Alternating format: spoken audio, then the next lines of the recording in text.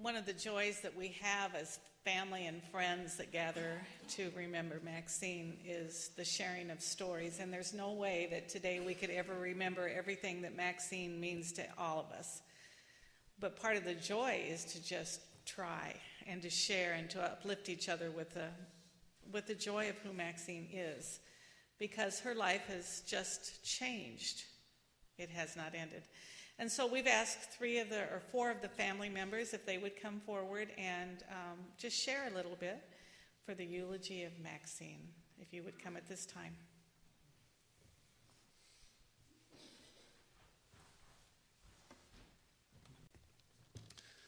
Though too few and far between, visits with Grandma Max remain the most vibrant and cherished memories of my childhood.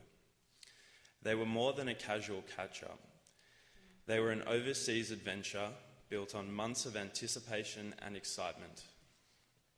For me and my brother growing up in Australia, 3033 Redwood Avenue carried a sense of aura about it, an idyllic place we often envisioned ourselves. From Grandma's distinctive fragrance and cooking to the gallery of family portraits that lined the walls, it was enchanting to feel at home in a place you rarely visited. More often than not, our family visits coincided with one of Grandma's lavish celebrations. Nearly 20 years on, "You Are My Sunshine" still stops me in countless elevators and department stores, with boyhood visions of her duet with Grandpa at their 50th wedding anniversary. Long summer birthday celebrations at the lake house were another iconic memory, with Grandma always more than happy to dry me after the athletic dives I had showcased off the end of the dock. To this point, Grandma always seemed to emanate an infectious energy that made anything in her presence that much sweeter. Amongst other reasons, people gravitated to her for the enviable way she took immense pleasure from life's simpler moments. She showed me the beauty in simply walking around the block or working with a loved one on a word puzzle. She showed me the value in knowing your neighbours and never being too busy for small talk with the checkout girl.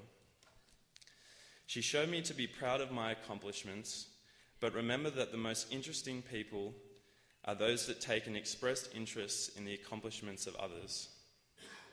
At times, I would watch her and think, what more could you give a person whose most fulfilling moments were watching her grandchildren jump off of a dock?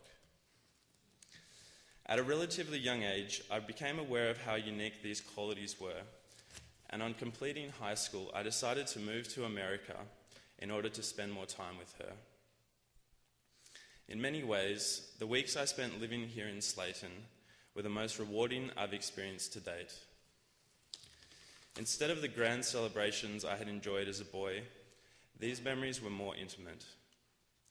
For the first time in my life, I was afforded the opportunity to dine alone with her, a special occasion in itself. No matter how insignificant or slow the afternoon, she would always prepare these meals with a sense of occasion, be it through the tireless work she put into her cooking or the immaculate setting and presentation of the table before Grace. In doing so, she had a transcendent ability to always make you feel special. Each night, you were a very important dinner date, and there was no one who she'd rather be spending the evening with. During these meals, I would inquire about her youth growing up on the farm. For hours on end, she described the realities of living without electricity, of growing up during the Depression, and of being the eldest of 4 sisters in an agrarian society.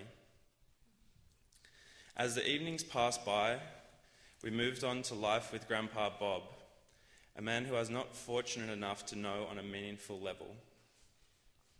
With each story, her unwavering adoration of him became clear, and I felt that I began to know him through the various photo albums that she picked out. She would then talk fondly about the birth of her 3 children, impressively including the exact time, temperature, and planting season for each instance.